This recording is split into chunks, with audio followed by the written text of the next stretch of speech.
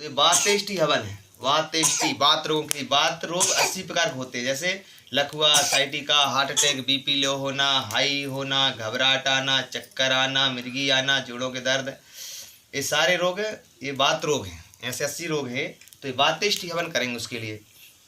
और पित्तरोष्ट, जिन्हें पित्त रोग है, पेशाब में जलन हो रही है, पित्त के कारण बवासीर आदि हो जाते हैं, तो आँख लाल हो जाती हैं, घबराहट आती है गर्मी से, तो ये पित्त रोग 40 रोग होते हैं। पित्त रोग के लिए है पित्तेष्टि हवन। फिर हृदय रोग के लिए हृदयष्टि हवन है। बीपी लो हो रही है, हाई हो रही है, हृदय कमजोर है, घबराहट आती है, तो उसके लिए हृदयष्टि हवन है। फिर प्रारब्धेष्टि हवन, अर्थात जो प्रारब्ध के जिनके कारण उनको तकलीफ हो रही है, दर्द है, बीमार है, परेशान है, पुराने जन्मों के पुण्य कर्म उनके कम पड़ गए जिसके कारण वो परेशान है, तो वो प्रारब्धेष्टि हवन से उनके सुख की प्राप्ति होती है। उनके सारे रोग और प्रारब्ध के दोष कट जाते हैं, जो पूर्व जन्म के जो दोष हैं वो इससे कम हो जाते हैं।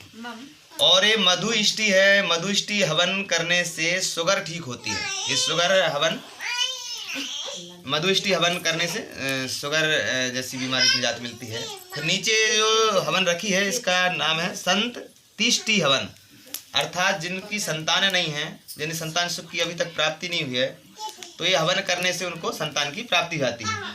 फिर ये दिव्यष्टि हवन है, घर में दिव्यता लाने की, सब प्रकार के आरोग्य को प्राप्त करके सुख मिलेगा और दिव्यता आ जाएंगी हम में देवता जैसे। और ये फिर ये कपेष्टि हवन, अर्थात जो कफ रोग होते हैं 28 रोग, सर्दी, जुखाम, बुखार, एलर्जी, खांसी, श्वास, दमा जैसे रोग इससे समाप्त हो जाते हैं। फिर इधर गूगल है। ये तो गूगल में तो सब प्रकार के रोगों का उपचार होता है। गूगल की आहुति हवन, हवन के बाद अब जो शांत हो गई हवन, तो इसमें आधी चम्मच गूगल, 1 चम्मच से जैसे कपेष्टि हवन छोड़ना है, तो 1 चम्मच से कपेष्टि हवन, आधी चम्मच से गूगल और 1 चम्मच घी को मिलाकर अब ये शांत अग्नि में छोड़ते हैं और फिर प्राणायाम करेंगे, तो हमें जल्दी रोगों से निजात मिल जाती है। तो ये गूगल हम सबके घरों में होना चाहिए, गूगल की आहुति। और ये पीछे इधर है मेधेष्टि हवन, मेधा शक्ति बढ़ाने के लिए, इससे बुद्धि तेज होगी, आरोग्य की प्राप्ति होगी। ऐसे ऐसे हवन, ऐसे अलग अलग हवन रोग के अनुसार हैं, तो आप ऐसे हवन का घरों में अपने हवन पूजन कराएंगे, यज्ञ करें। ये यज्ञ से हमारे जन्म जन्मांतरों के पाप कट जाते हैं। यज्ञ से, इस हवन से पवन शुद्ध होकर उस शुद्ध हवा को हम सेवन करते हैं और हम सब स्वस्थ हो जाते हैं। तो इस प्रकार का हवन हमें करना चाहिए। और आज हमने देव यज्ञ किया। ऐसे 5 यज्ञ हैं। पहला यज्ञ मातृ पितृ यज्ञ, अर्थात जो माता पिता की सेवा करते हैं, जैसे छोटे बच्चों की हम सेवा करते हैं, तैयार करते हैं, उनके सफाई करते हैं, खाना खिलाते हैं, हाथ से उसको चलना बोलना सिखाते हैं, सारी चीज़ें। इसी प्रकार माता पिता को भी सेवा करना, छोटे बच्चों की तरह स्नान कराना, तैयार करना, तेल कंघी करना, झूला झुलाना, हाथ से भोजन कराना, हाथ से उनकी मलमूत्र की सफाई करना, ये है मातृ पितृ यज्ञ। और दूसरा यज्ञ है अतिथि यज्ञ। अपने घरों में, समाज में, गाँव में साधु संत महात्मा अतिथि आए तो अतिथि यज्ञ है, वो अतिथि यज्ञ है।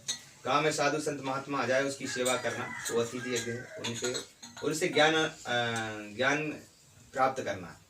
तीसरा यज्ञ बलि वैश्य यज्ञ, राजा बलि की तरह भोजन करा के दान देकर सेवा करना। और चौथा यज्ञ ब्रह्म यज्ञ, अर्थात चलते फिरते सोते जागते उठते बैठते भगवान के नाम का स्मरण करते रहना, कीर्तन भजन करना, सब ब्रह्म यज्ञ में आता है। फिर है देव यज्ञ, अग्नि होम द्वारा भगवान को भोग लगाना। ये अभी हमने देव यज्ञ किया है। तो ये देव यज्ञ से सारा वातावरण, आसपास का वातावरण शुद्ध होकर, सारे वायु को शुद्ध करके सबको, सब जीव जंतु को सुखी बनाता है। हवन से अकाल नहीं पड़ता, समय में वर्षा होती है, भूकंप नहीं आते हैं, अर्थात सारी देवी आपदा से बचते हैं।